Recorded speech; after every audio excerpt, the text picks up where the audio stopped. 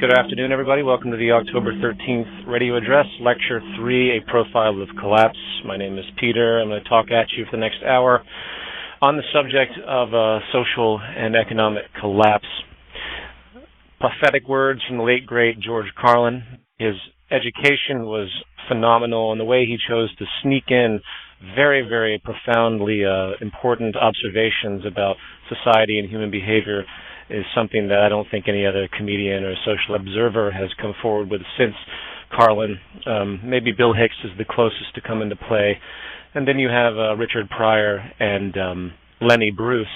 But Carlin's in his own field. I always loved that routine, and when I first saw it, it didn't really strike me as profoundly as it strikes me today. Think about the very simple notion of what a society is. It's supposed to be this system that's there to support everyone. And water being one of the most important attributes of our existence, the fact that we've let it be degraded. And I mean, imagine telling somebody 60, 70 years ago that they would be paying for drinking water in the future, and the cost of that water would be more than the cost of petroleum. I think they would look at you like you were crazy. Of course, needless to say, water scarcity, water pollution leads to jobs for filtration, leads to industries to produce water. So, the more scarcity, pollution there is, the better it is for the economy, eh? Wouldn't surprise me in the future if air pollution becomes so abundant that people will have to buy special oxygen machines to put into their homes. This is probably right around the corner as far as I'm concerned. They'll have to buy these machines, and who knows, maybe they'll have a whole line of gas masks that people can wear outside, a special gas mask with Pokemon on them, just a typical modern life. You know what? Shit. Let's just pollute everything for the sake of economic survival.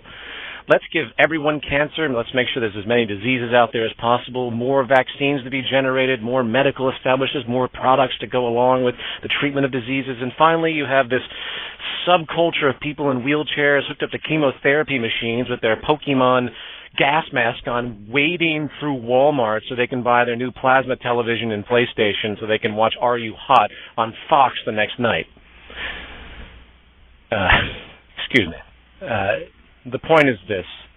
There is no value orientation to making money, and there never, ever will be. The more problems there are, the more profit can be generated, so you can do the math intuitively about the general disposition for the welfare of society when it's known deep down that the more conflict, problems, pollution, and scarcity there is, the more money there is to be made and the more jobs there are to be created. This point will be brought up in the discussion even more specifically as we continue forward, but I want to present now the organization of this lecture. I have essentially broken this subject up into four dominant points. The first point is the monetary expansion policy that is global, which is essentially a pyramid scheme. The second point is the basic market psychology and the mechanics of the market system itself and the infinite growth paradigm. The third point is the advent of technology and this phenomenon we have come to know as technological unemployment.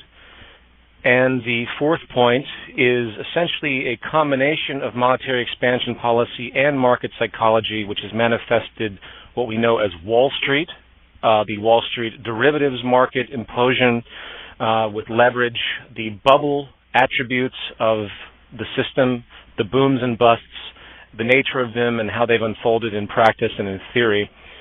And those 4 points added together, I'm going to proceed to talk about government collapse, corporate collapse, and ecological collapse. The final collapse, ecological collapse, of course, being the true nail in the coffin. Everything else is basically a fiction. It's elaborate stuff that we've just invented to navigate society. It has no real relationship to anything. Governments aren't real. Wall Street isn't real. The monetary system isn't real. The market psychology is an invention. So what we have really at the core of this problem is the ecological collapse, the finite resources, the pollution, and many other attributes associated. Okay, the first thing we should probably do is to define social collapse. What is collapse? Collapse cannot be just a singular event. While there can be pockets of, quote, collapse in certain sectors or divisions of society, if you will, it's really a process Social collapse is when the system itself unfolds in a manner to break down the well-being of society and its constituents. Or to put it another way, when all the indicators of social health are in some form of negative decline, meaning they're no longer in a positive nature or a steady state nature, they're actually moving in a negative pattern which will have negative repercussions for the species. So the next thing to consider would naturally be the measures of societal or social health. I'm going to use the term societal health as an all-encompassing definition here. There would be three attributes of societal health that you could measure. There would be your personal integrity, which means your ability to get nutrition, clean water, your basic health, your immune system's ability to fight cancer and all the environmental conditions that enable that, your mental health, the ability to not have personality disorders, attention deficit, and many things that are in fact triggered by the environment. Stress relationships, high stress dispositions, of course, can have very negative consequences to your health, both mentally and physiologically. This would be the personal integrity. And obviously you can't have personal integrity without having social integrity, so they're connected. I define social integrity as getting a job in this system, having a lack of conflict, establishing trust, there being little poverty in the system, there being less of an income gap and stratification, which has been proven to be very negative to social health. Wars, obviously, are a big problem. The more wars there are, the more negative it is, for the social integrity. And then, underneath all of these notions is the ecological integrity, which are the resources that govern everything that we have, the energy sources, the ability to produce food, arable land. And then on the other side, you have pollution, all the negative retroactions that we've created. And the ecological integrity is naturally a very, very important part of the social integrity, and the social integrity is a very, very important part of the personal integrity. And this brings us back to this measure that I'm defining as simply societal health. So I hope everyone followed that. Now, with regard to personal integrity, those that haven't seen the lecture Social Pathology, where I run through Richard Wilkinson's work about income inequality, which is growing across the world, and the stress relationships, the psychosocial ramifications, consequences of that inequality, I suggest you go back and review that. Generally speaking, and I'm not going to make a huge treatment on this, but the personal integrity, which I just defined as, say, cancer rates and mental health, you'll find that, first of all, when it comes to mental health, psychiatric disorders across the board are rising. Antidepressant usage has increased substantially over the course of the past few decades. Now, you can argue that there's hype through drug companies to get people to take them, and that's fair enough. But overall, if you look at all psychiatric disorders, they tend to be increasing, especially in the Western, more stressful, highly stratified areas. Mood disorders, depression, anxiety disorders, like obsessive-compulsive disorder, personality disorders, like antisocial, and of course suicides. Suicides have virtually doubled within the past 60 years. I believe, according to the WHO, it was 10 suicide deaths per 100,000 in the 1950s, and by the mid-1990s it was 18 per 100,000. And you can imagine what it is today, given the stress relationship to such a phenomenon. All of these things are related to stress. Stress is the defining attribute. And where does stress typically come from?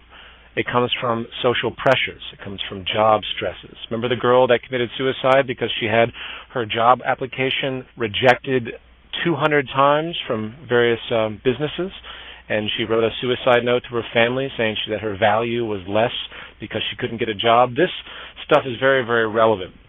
I'm not going to go into a big treatment on that, but the personal integrity of the individual is definitely a risk, and the other extreme is cancer, of course, the physiological integrity of the individual. Obviously, cancer isn't the only indicator of physiological health, but it's a great general point to bring up because it's such an epidemic now, and for obvious reasons that are related to the environment. The WHO predicts that 21 million annual cancer cases will be diagnosed by 2030. That's more than 13 million deaths from cancer around the world by 2030. In 2008, there was only 7.6 million. So what we're seeing is essentially a doubling of cancer deaths and cases diagnosed within 20 years. This is insane. So the point here, and I'm not going to go into an extended treatment, is that the personal integrity of the individual is in very poor shape. Very poor shape. And this brings us to the social integrity, which of course is what creates our personal integrity. The lowest common denominator of social integrity in the global market system that we all share is of course employment. So, how's employment doing across the world? First of all, it's very difficult to measure this accurately given the statistics that are provided by the United Nations and the countries without going to the core of the statistical evaluations to figure out what they're actually measuring. Just specific unemployment doesn't give a full picture. You have underemployment. You have people that are no longer on the books in their countries for employment. These measures compiled together paint a very, very different picture than what you see. But I'm going to give you the standard numbers, and I want you to understand that these standard numbers are going to be much, much worse. The International Labor Organization, the ILO, as of October 1st of this year, puts global unemployment at about 213 million. Now, you can make what you want of this number as far as the validity of it, but that's for another conversation. It's the trend that's really going to give everything away. In 2007, there was 178 million unemployed. And now, in 2009, 2010, there's 213 million. So it's a fairly substantial percentage increase that's happened. Of course, it relates to the global financial crisis, but there's something much more profound going on here, which I will talk about when I get to the issues of technological unemployment at a later point. But let it just simply be understood that over the course of the past 10 years, overall as a trend, percentage unemployment has increased.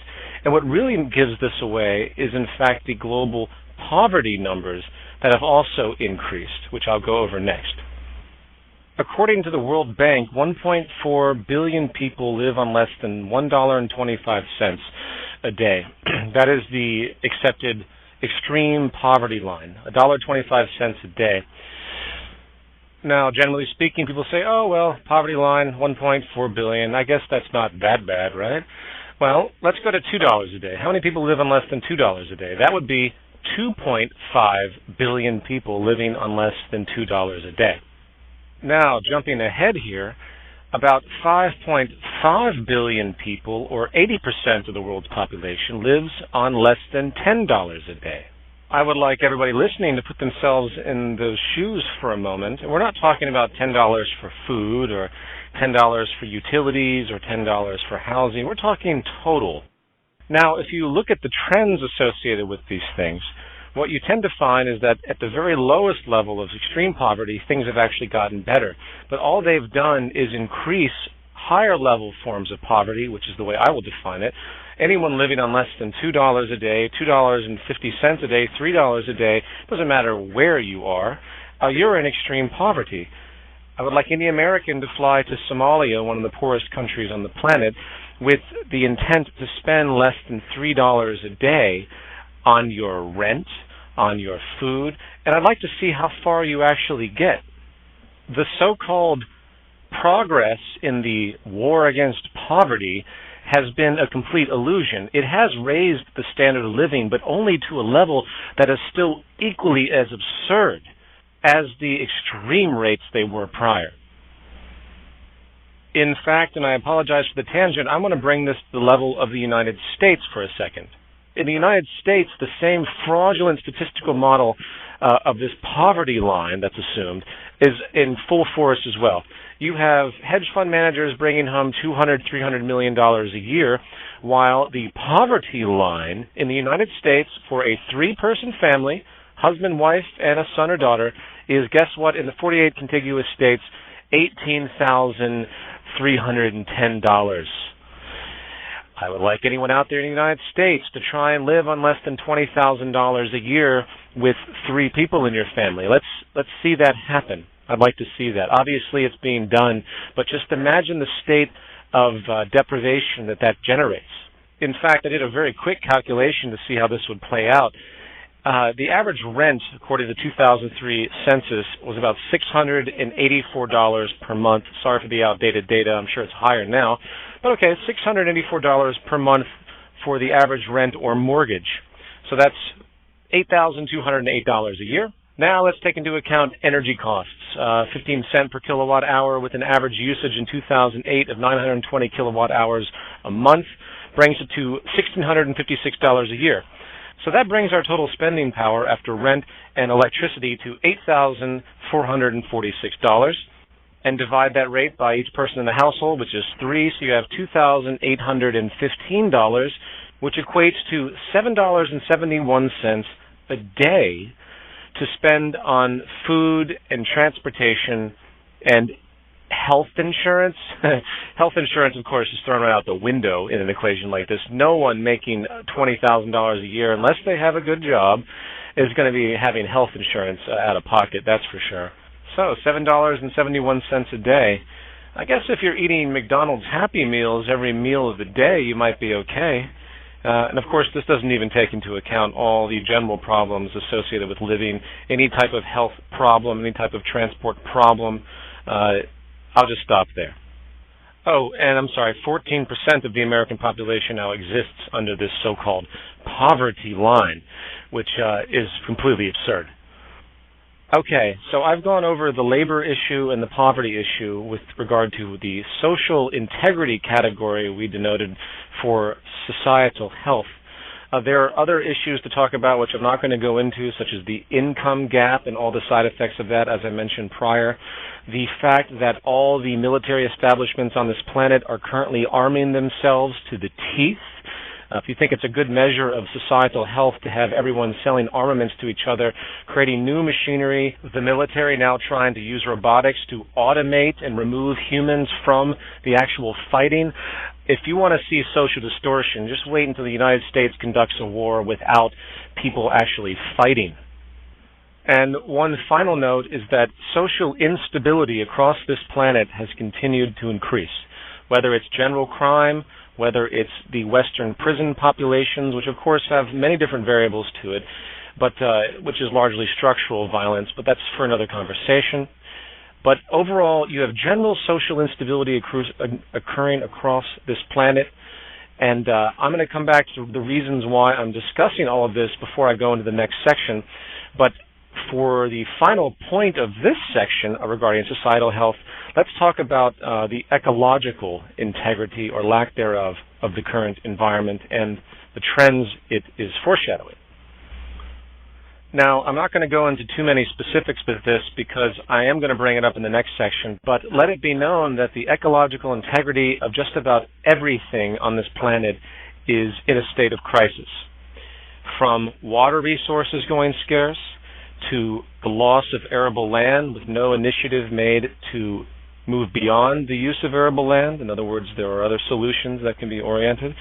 To resource depletion in general, to the decline of fish in the oceans, to the lack of interest to move into renewable energies and a systems approach to get rid of oil and fossil fuels, which is not only damaging but will eventually run out.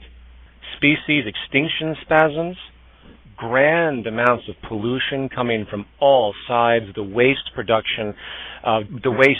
accumulation from the production processes and the disposal processes are absolutely incredible. Perhaps you saw the Russia Today news report on Moscow and how Moscow is being engulfed in garbage because they take the garbage and they just make big hills out of it. So ecological integrity is at risk in a very, very grand way. Now, again, I'm going to go through all of this more so in a second because the ecological collapse attribute is very, very critical to understand. But I want to point out the reasoning for this setup. The issues of societal health I've just gone through, the personal integrity issues of cancer, health, mental illness, stress relationships, the social integrity issues, jobs, conflict, poverty, income gaps, propensities for war, and the ecological integrity issues, resources, management, pollution, energy. Every one of these attributes has a negative trend for the future. None of it is going to get any better. The poverty is not going to get any better. The energy issue is not going to get any better. We are on a downward slippery slope, which will be capitulated by the mechanisms I'm about to describe, which, if left unabated, will comprise the end of the collapse sequence, if you will, of the socioeconomic system that we understand. I will say as an opener that the monetary system and the market mentality will be what destroys and kills everything on this planet. It isn't some group or human being. It is a value system cancer that has been set in motion, that people blinker out everything that might interfere with it. And this processes that I'm about to describe, the attributes therein, is the problem of the world society, and nothing is going to change any of these attributes in the long run until the entire system is overhauled. Okay, coming back to my 4 points. First point was monetary expansion policy. The second point was market psychology and the infinite growth paradigm. The third point I had stated before was technological unemployment and the issue of labor. I'm going to switch that around now with the Wall Street derivative phenomenon, because that relates more contextually to the prior 2 points. All right, monetary expansion policy.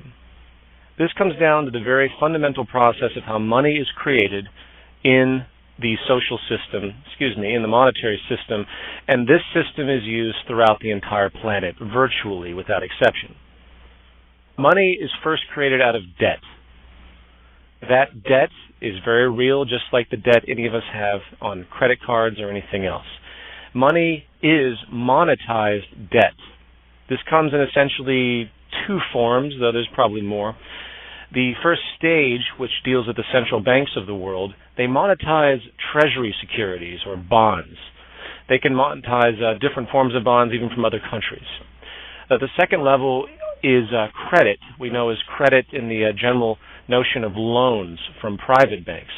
So if you want to get a loan out for your home, you are monetizing the debt that they give you. So the contract is essentially monetized, if you will. The contract, your contract that you sign to repay, invents the money that they give you for your loan to buy your home or your car or anything else.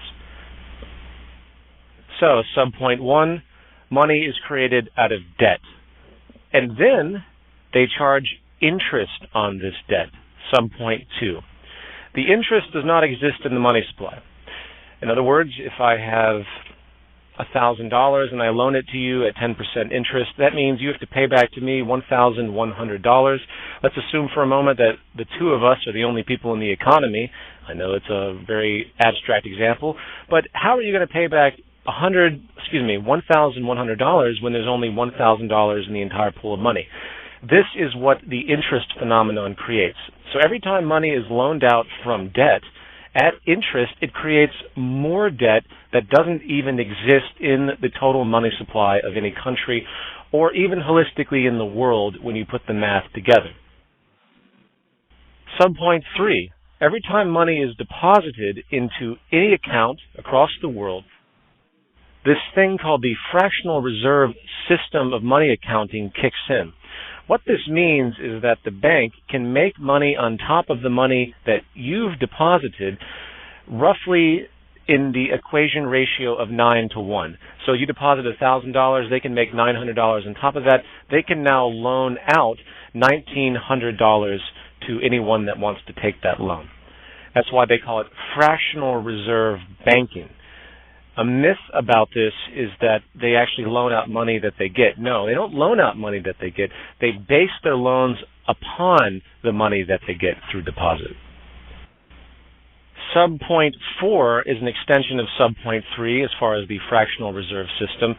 And what this simply is an observation that every single time anyone deposits money in any bank, whether central or private, the bank is able to repeat that process.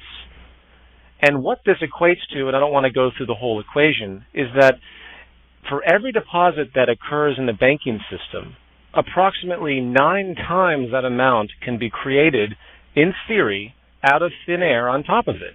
So if I deposit $1 million into a bank account through the series of this deposit and loan cycle, $90 million can be created.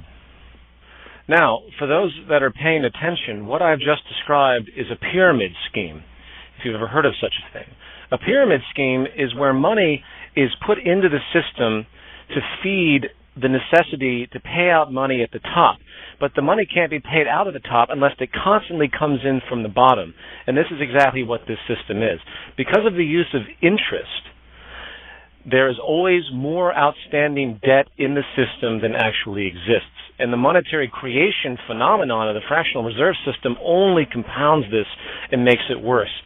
All you have to do is take a look at the amount of money that the United States, for example, has created over the course of the past 100 years, and all you see is a nearly parabolic amount of money shooting into infinity. In fact, the Federal Reserve stopped reporting M3 because they didn't want people to even know how much money they were creating because of the psychological association to inflation. And this is a very important point. We'll call this sub-points 5 and 6, which would be inflation, which if you go through history, everything has been inflated through the monetary system. I mean, how cheap was bread, say, 20, 30 years ago compared to what it is today? Very easy to measure. And then debt, sub-point 6. Debt has increased almost in lockstep with the increase of the money supply in America. And why? This will make perfect sense, because money is created out of debt. You cannot have a system where money is created out of debt and expect anyone to ever be free of the ramifications of debt. And the only thing that can possibly happen in a system like this is complete and utter failure and collapse. Nothing can grow forever, even the money supply, because the end result is always the same. Two results: debt collapse and inflation or hyperinflation. Inflation has been stifled right now in our system for many reasons I won't go into, but debt collapse is what is currently happening across the world, in part because of this monetary expansion system, something that no one is willing to face, that you don't hear any newscasters talk about. I wonder if even the President of the United States even knows what the fractional reserve system is. Now, people often say, well, how is this possible? How could there possibly be a system like this? Well, the attempts have been to regulate it through many different processes of monetary expansion and contraction, which, while never stopping the expansion overall, does temporal things to make the illusion work. Central banks are there as the lender of last resort to try and deter failure or to step in anytime failure or liquidity problems emerge within the banking system. That's the job. And because of this policy, even the Federal Reserve and the central banks themselves can fail as well. So they have the World Bank. So they had to create another lender of last resort, the World Bank. It's all a big cosmic game and a big delusion. None of these organizations have any actual wealth of any kind. There's nothing to define wealth. They just simply print money, and they operate with the same basic principles. And they work in this hierarchy to give the illusion that there's some type of empirical power and that this money and wealth actually exists somewhere when it doesn't. It's just bookkeeping entries. So why has the collapse materialized where it is now? Is another good question. Fundamental market theory denotes booms and busts. All a boom is, all it is, has nothing to do with production, has nothing to do with sales. All a boom is in the boom and bust cycle is the insertion of more money that's being utilized. All a bust is the contraction of money, which usually happens from there being an overload of money within the system, which creates debt collapse, or when inflation becomes a foreshadowed problem, so they have to pull back monetary expansion, increase the interest rates, so they can curtail the possibility of inflation in the short term, of course, because if you look at the historical record, again, inflation is still constant, which makes sense. However, it's not economically comfortable for there to be recessions. The political officials don't want it. They want to see progress to make their institution look like they're actually doing something positive. So the market system has not been allowed to play out in its real boom and bust phenomenon. So what they've done is they've done money injections every time there's a recession, virtually every time. And these money injections create a false or a truncated bust, which does not actually correct the inflationary properties, the expansion properties of the initial money creation that created the boom. So what you have is you can envision a pyramid is this boom and bust cycle that's riding up the pyramid. It's been riding up for a long time while they keep truncating, if you will, the busts, which were never allowed to fully correct. And what we are is at the top of this pyramid where it says, okay, this can't work anymore. How much more debt can we go into? 14, 15, 16 trillion dollars of American debt? How about 40 trillion dollars worth of American debt? There becomes a point of saturation where the debt creation, meaning the monetary creation, cannot handle the inflationary ramifications, not to mention the debt responsibilities that are spread throughout the society, and hence systemic collapse of the entire monetary expansion sequence has to occur. It has to. It's a mathematical inevitability, and that's where we are now. Now, please understand something. There is no balanced element here. There is no way to make a steady state fractional reserve lending policy and monetary system. It's literally impossible based on the way the system is constructed. Even with the most optimized form of regulation and care given to the booms and busts, meaning not truncating the busts, you would still have inflation and you would still have debt, and invariably and inevitably you would still have collapses from them. And one of the reasons of that inevitability, again, is because of the interest charged for each one of those loans, which does not exist outright in the money supply. Failure is inevitable. It's a pyramid scheme. So what you have now is an entire world based on monetary expansion practices that simultaneously create debt, more debt than they actually create money, in fact, and the world you see around you is the result. You have every single country facing extreme debt collapse because of their own financial policies. Everyone's borrowing money from each other through bond sales, making more money out of nothing, loaning it at interest to the public in other countries. All it can possibly do is lead to more failure and more collapse. The very idea that you're going to try and solve debt and monetary problems by making more money out of debt, again, to solve anything is the most hilarious thing I've ever heard of. It's like throwing oil on a fire thinking it's water. It's just going to make it worse. That understood, now let's bring it down to the actual market psychology, the actual dynamics of what we call a market itself, this buying and selling, the use of labor, and understand how this process and this mentality, if you will, is furthering and compounding the collapse as we see it and will continue to do so. The entire market system, as I've discussed before, is based on cyclical consumption. It's based on the assumption that infinite amounts of consumer and money circulation will continue. The money moves from the consumer to the producer, which divides it up to the laborers, which make the goods, which the laborers get wealth from, and then become the consumer along with the producer, and you have this cycle going on and on and on of consumption. The first thing to consider with this is that the monetary expansion policy I just described creates a game of musical chairs where debt collapse and bankruptcy is inevitable. And the businesses know this, so they're exasperated a little bit more because they have often more debt requirements than the system really should require, but they're always a little bit against the wall. Keep that in mind. It's a pressure of the system to be more cutthroat than they typically would be if the fractional reserve lending policy and interest attributes were not in existence. So that is a particular point of pressure to keep in mind.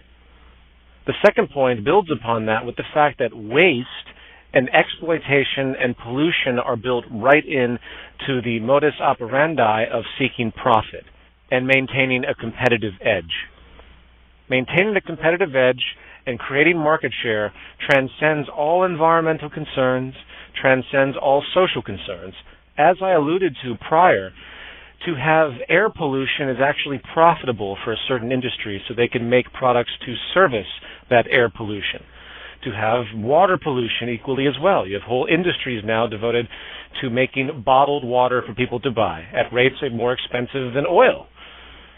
So the more problems there are, the more money that can be made. And whether any particular businessmen will ever admit this, it is irrelevant because it's built into their psychology. Waste, exploitation, pollution, and the ability to profit off of anything and everything is the overriding market psychology, which will lead to systemic collapse-oriented problems in one direction or another.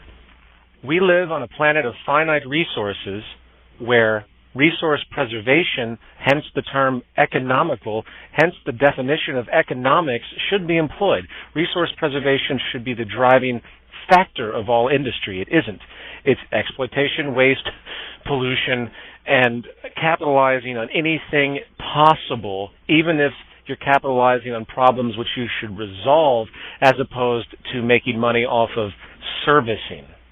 In other words, it is more profitable to service things than to actually fix them, including the environment. So, to summarize how this relates to collapse, you have, on one hand, a psychology that basically doesn't give a shit, and on the other side, you have the need to constantly create and consume and waste resources, planned obsolescence, no efficiency built into anything, no need for longevity because you want to constantly service, you want people to constantly buy things. The very strategy of marketing today is based upon planned obsolescence deliberately. It's right there for everyone to see. And this will lead to both economic collapse and in many ways civil unrest through exploitation practices that you see in the slave labor camps and everything else in the third world. So I'm going to leave it at that as far as the issue of market mentality and move on and extend this point, in fact, to the third point, which is Wall Street, one of my favorite subjects.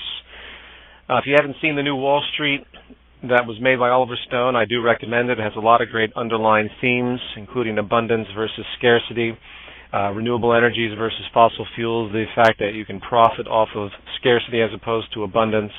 It also showed within the film as an example, granted it's not making any speculations, but it denoted that there was a financial institution that profited off of the collapse of the credit default swap derivatives market, which led in 2008 to the collapse of which triggered, in 2008 to the collapse of the entire financial system, and how groups were shorting that knowing it was going to happen. And you can rest assured this actually did happen in reality.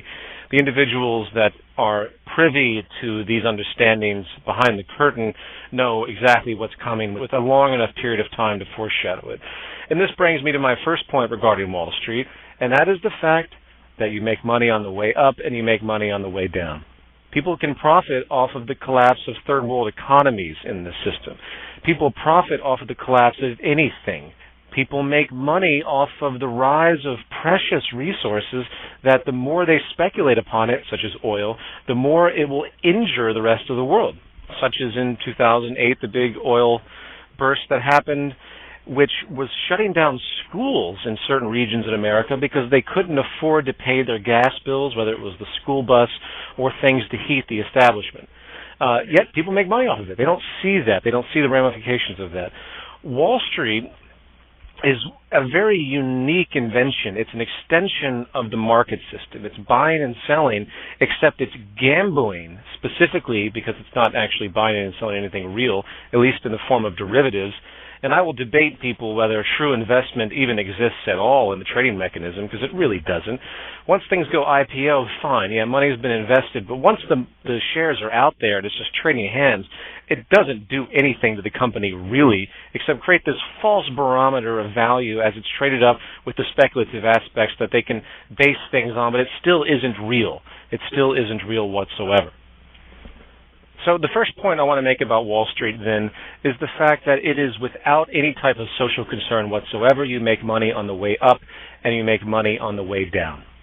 It's that simple, and the failure of society as we know it will be accompanied by a select few who make an outrageous fortune during that time, just like they did in the 1929 crash, just like they did in the market crash of 2000, when the bubble burst, the dot-coms, just like they did even on the decline of oil, those who were able to turn the tables fast enough, who knew what they were doing, knowing how exasperated the speculative-driven bubble was to begin with. So the decline of anything is profitable from the standpoint of Wall Street, and that in and of itself is a completely psychological value cancer that is completely unacceptable to any type of society that wants to have progress and balance and sustainability and long-term survival. The second point to make about Wall Street is the very dynamics of the game itself and the games it has invented. The first point to bring up with regard to collapse, of course, is the derivatives market, which I think everyone here must be familiar with by now. There are about $2 quadrillion of outstanding derivatives in existence, which I believe the GDP of all the countries on the planet is only about $60 trillion. So $2 quadrillion versus $60 trillion, there's something wrong with that equation, isn't there? For those that aren't familiar, derivatives are just financial instruments that have no actual value but derive their value evidently from something else. Then what they are just they're gambling bets. They're nothing more than inventions that people trade. And the reason that that market became so inflated was because of the heavy use of margin, the incredibly heavy use of margin pyramiding these investments over and over and over again. In certain instances, you can have 50 to 100 to 200 to 1 margin in instances. That means for every dollar you put up, some fantasy bank puts up $200 on top of that $1. That's just insane. And it's easy to see how such outrageous amounts of value could be created up to $2 quadrillion. The irresponsibility of this is so profoundly incredible because that money has to be real. That money has to exist at some point to pay back everyone that requires money to be paid back, including the banks that loaned out the money to begin with. So, of course, if there's a problem and there's a substantial loss anywhere in this chain of causality, suddenly everything gets triggered and you have this outrageous amount of money owed to all these other people that cannot be paid back, and hence the domino effect begins. I'm sure by now everybody's familiar with the housing market collapse. I'm not going to go into the full chain of causality, but there's something called a credit default swap, which was sort of an insurance policy, which is a derivative and very largely traded derivative used in a few different mediums, which was one of those chains of causality that led to the need for massive bailouts of the economic system and institutions like Bear Stearns. Now, I don't want to belabor this, but the point is very simple. The derivatives market bubble, as it exists, hasn't even come close to collapsing in the way that it likely will fairly soon. The housing market is not done collapsing with all of its mortgage-backed securities and collateral debt obligations and credit default swaps interlinked as well. There is an outstanding time bomb waiting to burst within the global derivatives market. All it takes is the right combination of defaults and failures to meet responsibilities for payment. And when you remember that the groups behind these trades are not just individuals, they're massive institutions that stretch tentacles into almost every major industry, then you begin to see the crisis that has emerged from the entire Wall Street phenomenon, both intrinsically in and of itself and the use of these gambling derivatives that should have been outlawed years ago. But even if they were outlawed, it only would loosen the pressure of the problems that's generated by Wall Street in and of itself. The final thing I want to talk about with regard to Wall Street is the phenomenon of bubbles in the investment community. From the tulip mania many centuries ago in Holland, where people were trading tulips up to outrageous prices based on no intrinsic value whatsoever. You can't eat a tulip, it will eventually decay. Yet they were going for the price of homes. You have these bubbles that continually occur in society. Jumping ahead, you had the dot-com bubble, investment speculation, everything constantly going up, which we know can never continue. Then we had the housing bubble. Of course, we see where that's at today. And the next bubble is hard to find. I believe it's partially the derivatives bubble, but it's a little loose right now because of the pressure on the system overall. Perhaps I'm not up to speed on where the bubble is at the moment, but I want to point something out, is that's the correlation of monetary expansion policy to bubbles. When money is created in surplus, such as the Federal Reserve after 9/11 lowering interest rates to 1%, and suddenly all the banks jump in and take tons and tons of loans and then pile on leverage, do their investment attributes, this money tends to go into isolated sectors, and it just happens to gravitate into certain sectors and creates bubbles. It is one of those characteristics of the system that is only problematic. And it's, again, a reminder of the fact that we need to be in a steady state economy and get away from all this bullshit where these absolutely bizarre ebbs and flows, and they create aspirations and illusions, and then invariably they just collapse and they injure everyone except the select few that are on the inside, the 0.001% that can make the money at all times after these collapses. Not the public. The public always loses. The public will continue to lose. Wall Street is not designed for the public to gain anything except with the very subtle mutual funds, which, as you'll begin to see very soon, as more liquidity gets put into the system and inflation increases, the market will begin to tip. The only reason the market in the United States has maintained the averages that it does is because of the perpetual liquidity being injected into the system, which naturally goes into the market system. And back to my point, creating bubbles. That's what it does. So bubbles are extremely destructive, is my point. I've jumped around a little bit on this, but Wall Street is a time bomb. It's an atrocious idea. It's an extension of market psychology. It's an extension of what we call the free market. The free market is Wall Street. If anyone tells you otherwise, then they're not paying attention to the central mechanisms of what the free market represents. And I want to add as an aside that the only way you can save the free market is by periodic interventions of socialism, period.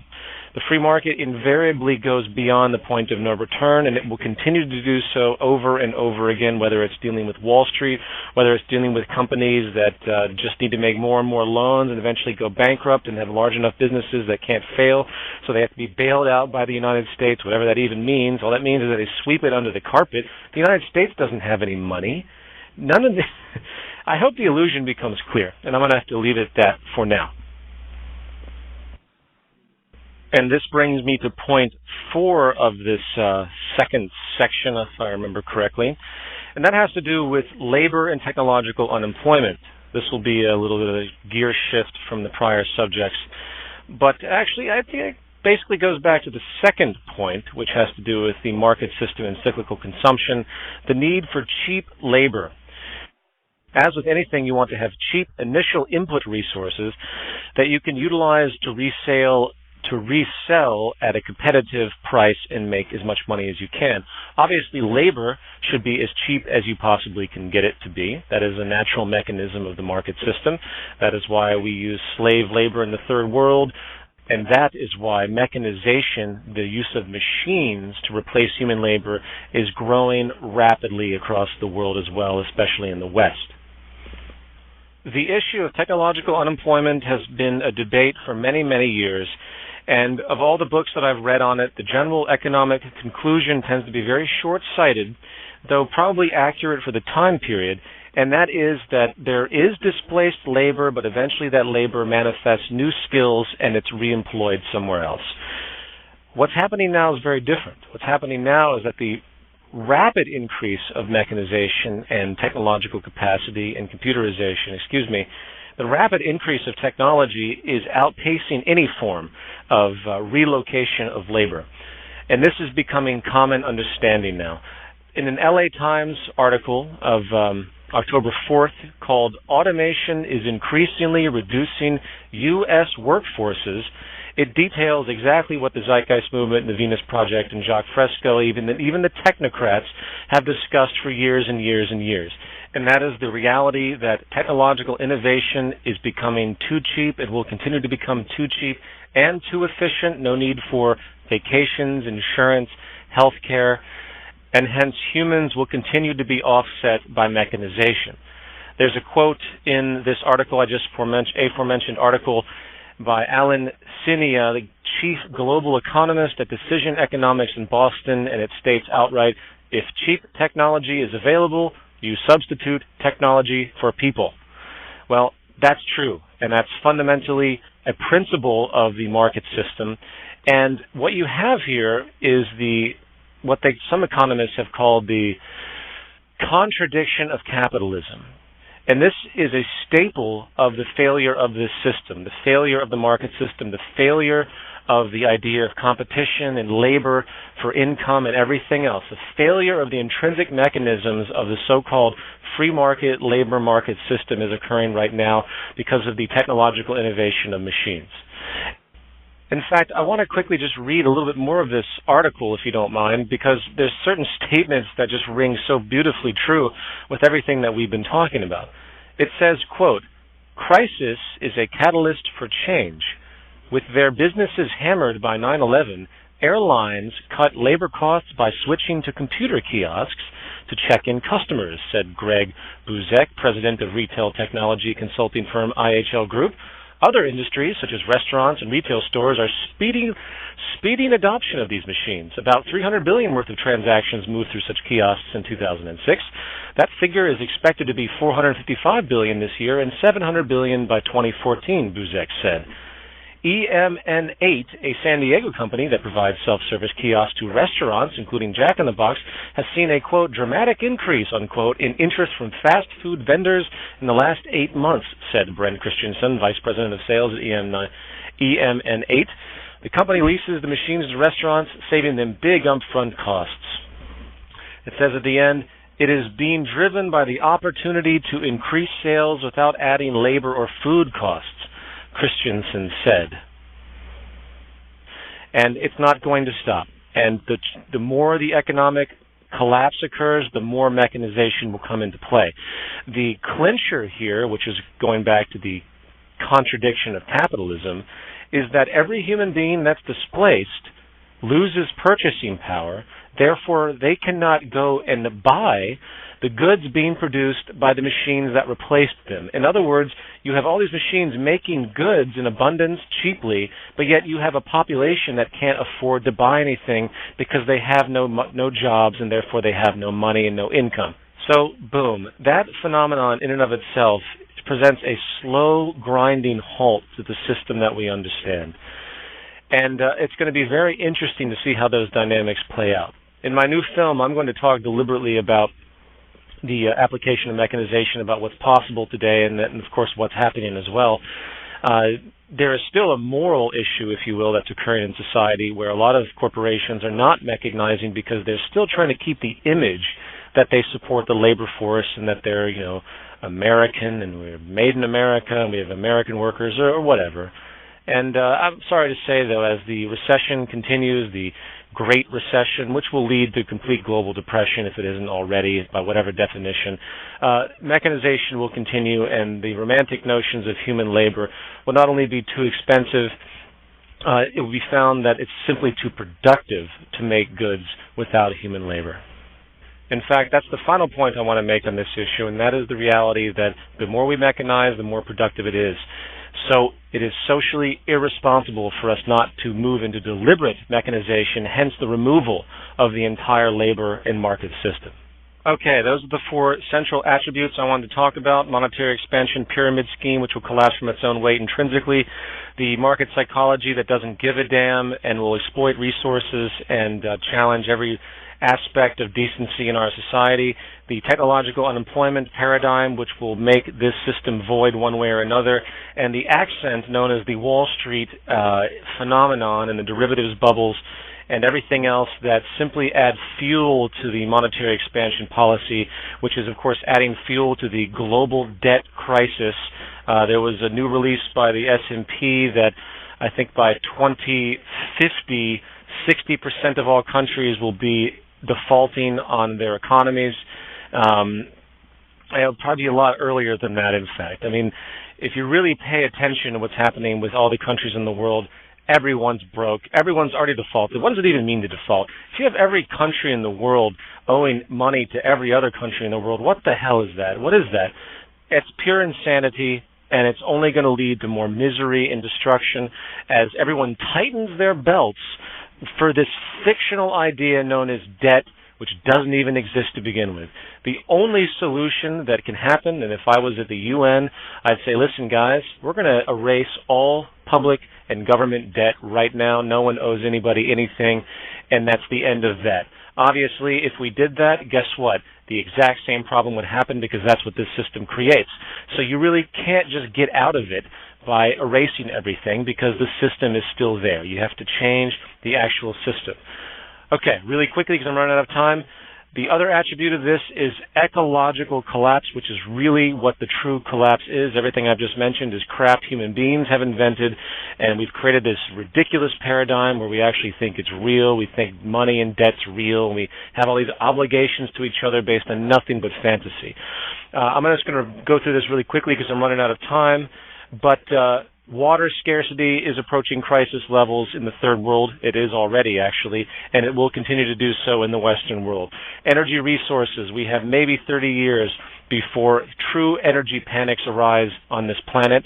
This doesn't mean we're running out of energy in a very literal way. It means that the psychology of understanding the decline of oil and hydrocarbon energy will have such an incredibly profound impact on the way the markets work, the price of oil, going back to Wall Street.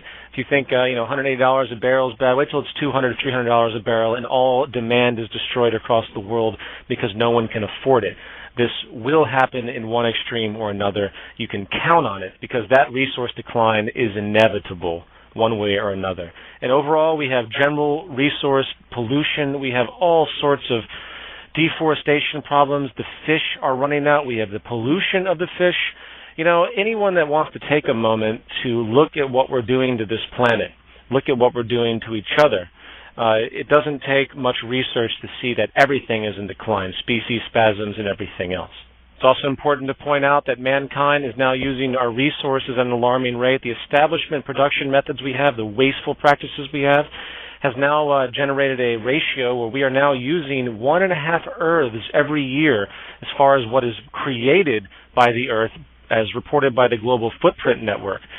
This is just profoundly scary when you put it into perspective. As a summation of this lecture, the market system and the psychology present, fueled by the monetary expansion policy and debt restrictions, exhausted and exasperated by the make money on the way up and way down Wall Street mentality, which is just an extension of the free market psychology, with the ticking time bomb of the derivatives bubble, coupled with the government collapses and the ecological collapses therein, is what will lead to not only the collapse of this system, but if left unabated, the fall of human civilization as we know it. And I'm out of time, and I'll talk to everyone next week. Thank you.